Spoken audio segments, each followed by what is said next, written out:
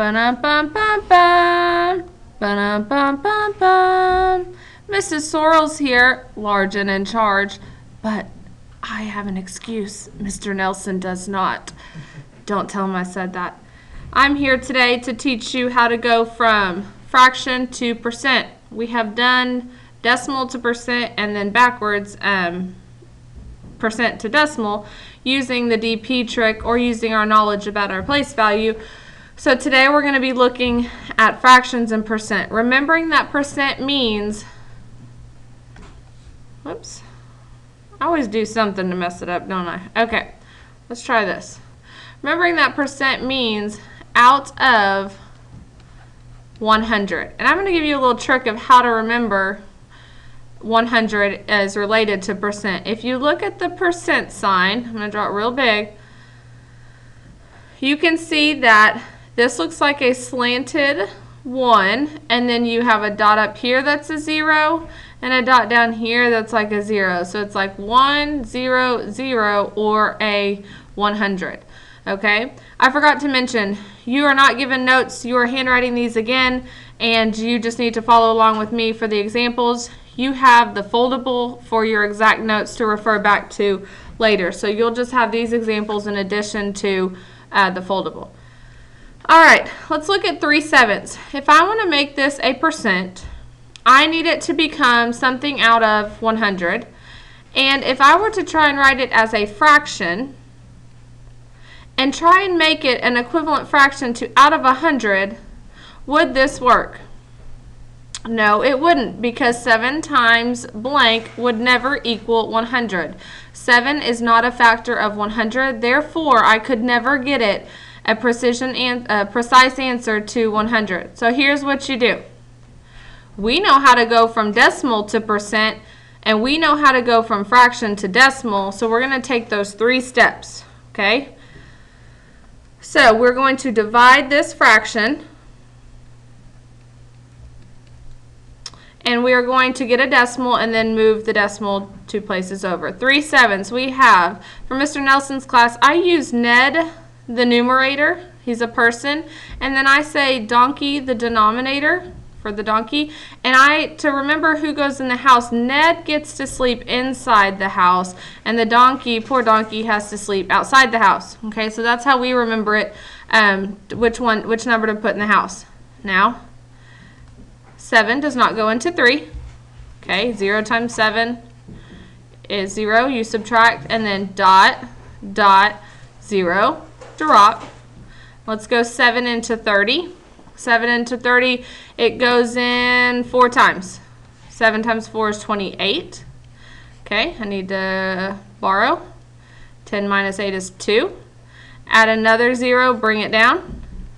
7 into 20 goes in there 2 times. 3 times would be 1 too many. Okay, need to borrow again.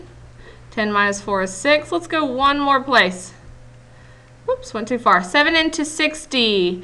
It goes in there 8 times. 8 times 7 is 56, okay? And we're going to stop here, and here's why. We said percent is out of 100, so we're going to have to move this decimal that was previously right here to the hundredths place, and that would be our percent. So if here's our division, our answer, we know to go from decimal to percent, we're starting at the decimal. We figured out our decimal, and we move it 1, 2 places to the right to get to this percent. So we're going to do the same thing here. 1, 2 to the right, and that's where the new decimal is. So our exact answer would be 42 8/10%, or I could round it using the squiggly equal sign. So that stands for about 43%, because that 8 would bump that 2 up to a 3. Okay? Now let's look at 2/10. I'm going to simplify 2/10 first, and I'm going to make it 1/5 so that my division's easier. Okay, so now I have 1/5. Ned the numerator. Let me switch colors so we don't get confused. Alright, Ned the numerator goes in the house. The donkey's on the outside. Okay, 5 does not go into 1, and 0 times 5 is 0. dot, dot, 0, drop. 5 goes into 10 2 times, and it goes in evenly. Okay, 1/5 is equal to 2/10, and y'all, you should have recognized 2/10 is written, follow me over here, like this. Using our place value. That's the tenths place, and 2/10 are in that place. Now, I need to move the decimal over 2 places to get to a percent. I only have 1 digit, so what do? Think back to King Henry doesn't usually drink chocolate milk. When we did our conversions, if the number wasn't there, we still made our moves, and then we input a 0. So 2/10 is really 20%. Okay? Again, fraction to decimal, then to percent. All right. 5/9.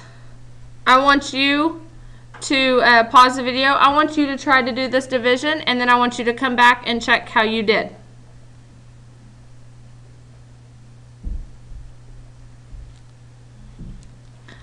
All right, you should have checked how you've done. Let's set this up. 9 outside, 5 in the house. Does not go in there. So 9 into 50. 9 times 4, 9 times 5 is 45. Okay, and you get 5. I'm going to bring it down. Oh, look, another 50. What do you think is going to happen? It's going to keep repeating. Now, if I take this decimal and move it 1 place, 2 places to the right, to the hundredths place, because percent means out of 100, I get 55%. Okay? All right, that's all the examples for fraction to percent. Let's now move to, let's move from percent to fractions. So now we're going backwards. Okay? We are remembering that percent means out of 100, so this is really easy. That means 54 hundredths. How do I get 100 as the denominator? Well, because this percent sign again means how many out of 100. Okay, so 54 hundredths. Now, are we done? No, because we can simplify.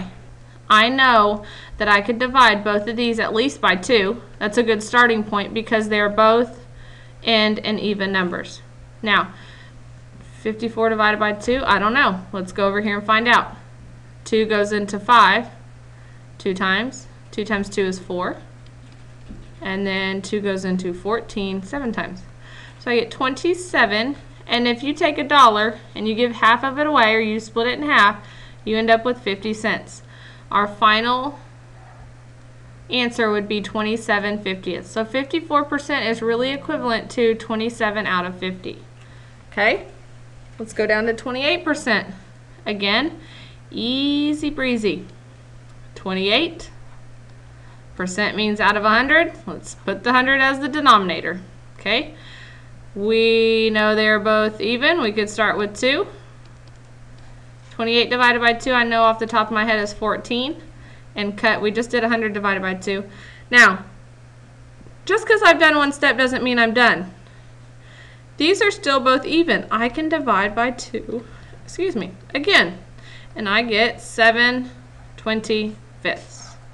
Now you're thinking, how is 7/25 equal to 28% when there are different digits? Well, let's think back. 7/25. If I create an equivalent fraction and multiply by 4, 7 times 4 is 28, and 25 times 4 is 100. So 7/25 and 28 hundredths is equivalent, which means then these two are equivalent as well.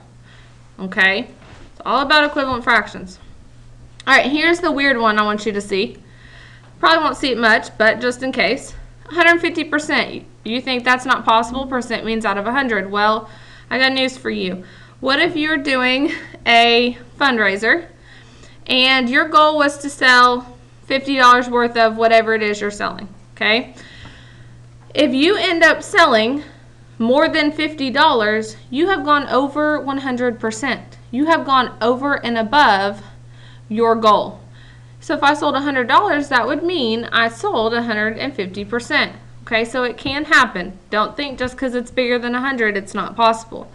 Now you do the same exact thing. It's 150, and the denominator is 100. Now, what kind of fraction is this? Improper, okay? But we can still simplify it. Let's simplify it first and then change it to a mixed number. I know both of these could be divided by 50, okay? And so 150 divided by 50, 50 goes in there 3 times, and 50 goes into 100 2 times. Now that division is easier than doing this 150 divided by 100. Okay, so we don't ever leave it improper. Lots of review of fractions, okay? We change it to a mixed number, so what do? We divide. Ned the numerator, donkey the denominator, okay? Donkey has to sleep outside, Ned gets inside.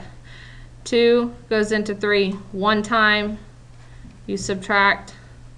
Okay, now we don't want it a decimal, we want to stop here. It becomes, oops, that should be a 1 down there. Come on. So your answer would be 1 and 1/2. Ooh, now let's check. If I use the Texas trick, 2 times 1 is 2, plus 1 equals 3. So yes, 1 1/2 is equivalent, in fact, to 3/2, which goes all the way back to mean that 1.5% means 150%. Okay, the exception does not change. Percent always means out of 100. So if you see the percent and need to write it as a fraction, you automatically know your denominator is 100. Never, ever, ever, ever, ever changes. Okay, that's all I have for you today. Make sure you bring your notes tomorrow to get your completion stamp. And that is it. Goodbye. Farewell. Farewell. So long. No, really, turn off the computer. You're done. Okay, I know you love math, but leave. Bye.